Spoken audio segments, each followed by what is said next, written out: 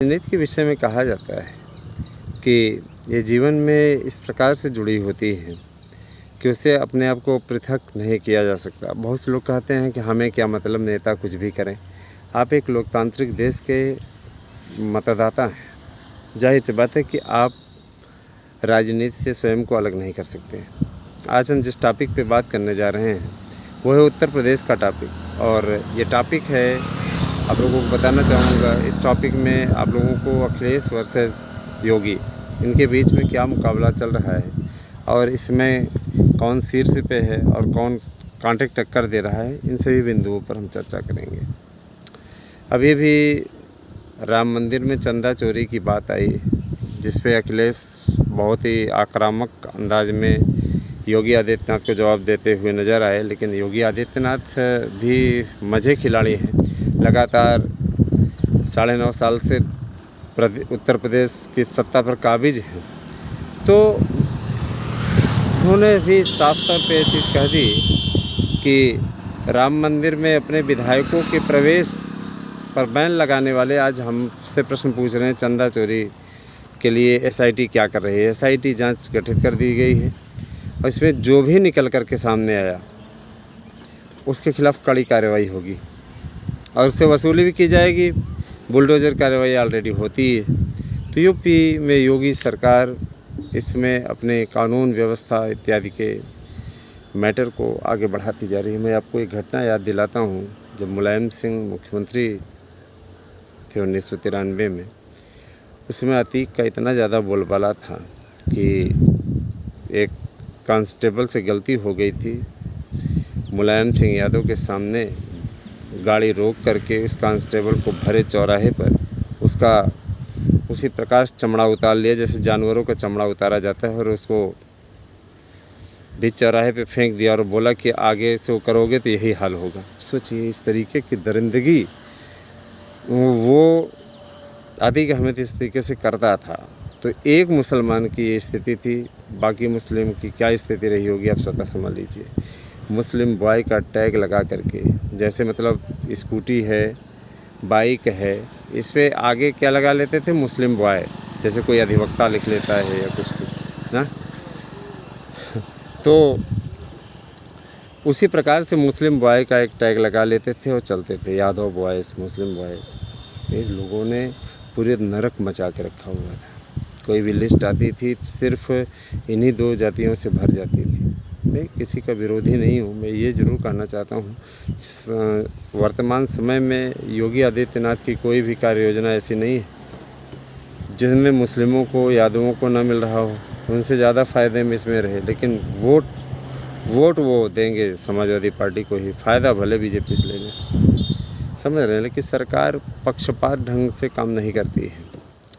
अगर सरकार इस चीज़ पे आ जाए तो वो भी जातिवाद करने लगी, लेकिन योगी सरकार में फ़िलहाल ऐसा नहीं दिखता। और इसी सब चीज़ की एज आज भी योगी आदित्यनाथ को है। आज वो 60% पे बने हुए हैं और वहीं पे अखिलेश यादव 30% पे बने हैं, आप स्वयं समझ लीजिए। और 5% 4% में मायावती और अन्य लोग आ जा रहे हैं। कांग्रेस के बड़बोले नेता ही कांग्रेस का सत्यानाश करने पर तुले हुए हैं। जिस टाइप से कांग्रेस के दीमक लगे हुए हैं, इनमें एक अजय राय है ना, और यहाँ आम आदमी पार्टी से बड़ा ज़्यादा बोल रहे हैं संजय सिंह। लोगों को राम भगवान से इतना ही प्रेम है तो दर्शन जाके कर लो।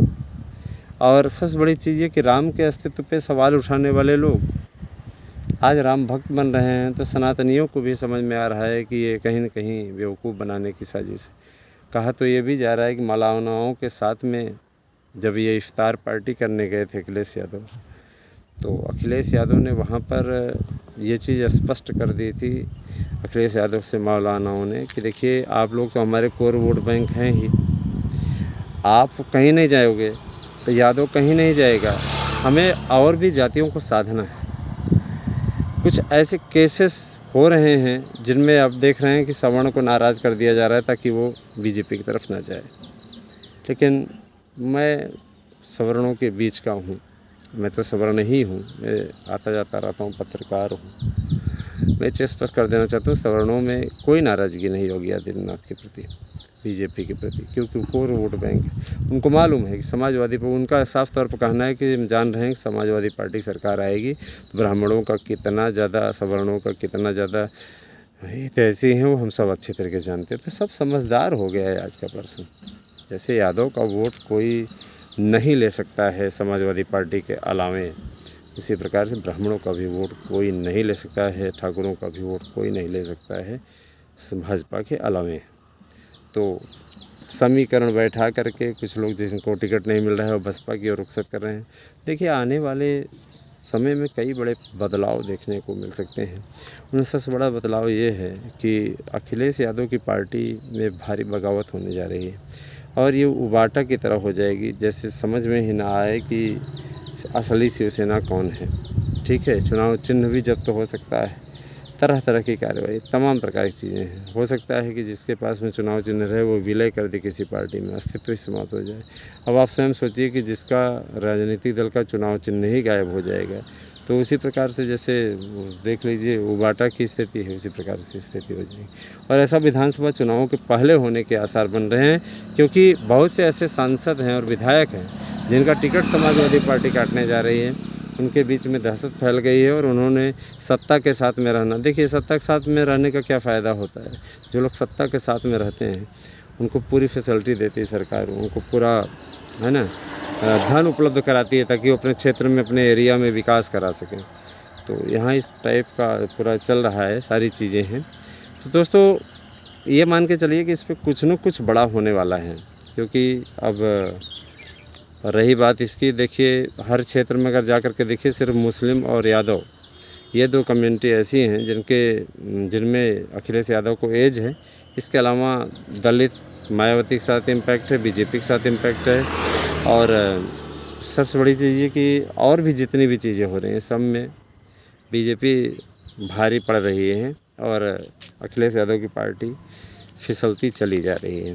तो आपका क्या मानना है कमेंट करके अवश्य बताएं। मेरा किसी राजनीतिक दल से कोई विरोध नहीं है, न ही राजनीतिक दल मेरा खर्चा चला दे रहे हैं, लेकिन आप लोगों के बीच में विचार रखना और वास्तविकता से परिचित कराना मेरा धर्म है। वही मैं कर रहा हूँ, वो मैं करता भी रहूँगा, नो डाउट। बने रहे हमारे साथ में। धन्यवाद।